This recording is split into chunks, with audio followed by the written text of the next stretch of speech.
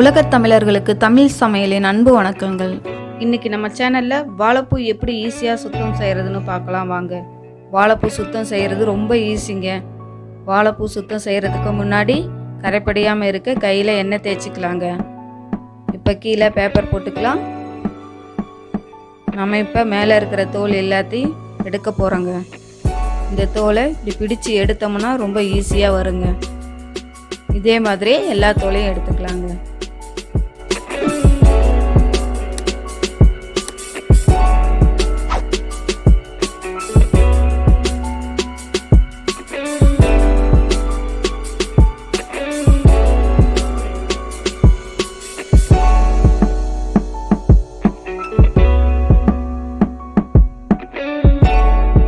மேலே போக போக தோல் ரொம்ப இலசாக இருக்கும். அப்போ நம்ம கையில் இப்படி கிள்ளி எடுத்துக்கலாங்க, இல்லைன்னா கத்தி வச்சு கூட எடுத்துக்கலாம்.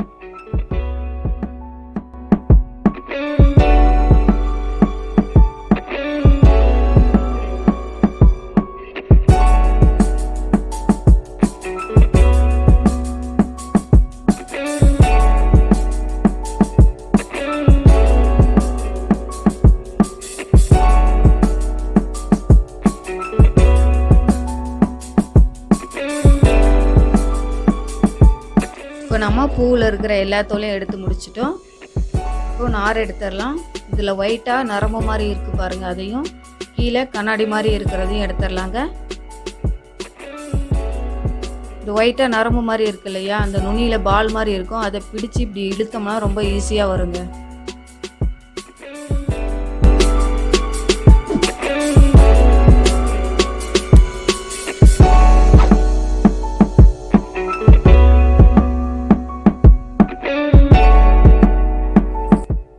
பாருங்க, இந்த மாதிரி எடுத்துடலாம்.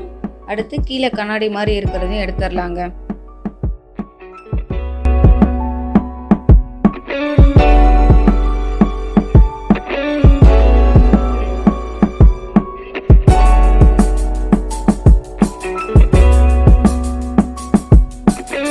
இப்போ கண்ணாடி மாதிரி இருக்கிறதையும் எடுத்து முடிச்சிட்டோம். 4-5 லேயர் மட்டும்தான் இந்த மாதிரி முத்தெல்லாம் இருக்கும். அதில் மட்டும் நார் எடுத்துக்கலாம். மேலே போக போக ரொம்ப இலசாக இருக்கும், அதில் எடுக்க தேவையில்லை. அது சமைக்கும் போதே வெந்துருங்க.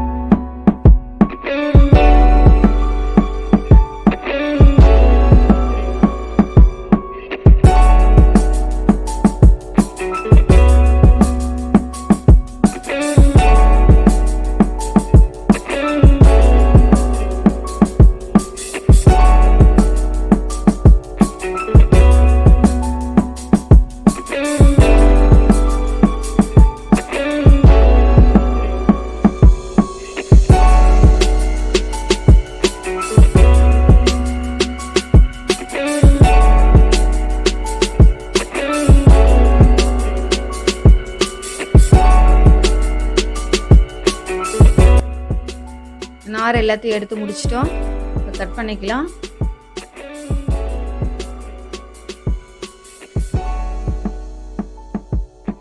நான் இந்த சைஸுக்கு கட் பண்ணிக்கிறேன். உங்களுக்கு என்ன சைஸுக்கு தேவையோ அந்த மாதிரி கட் பண்ணிக்கோங்க.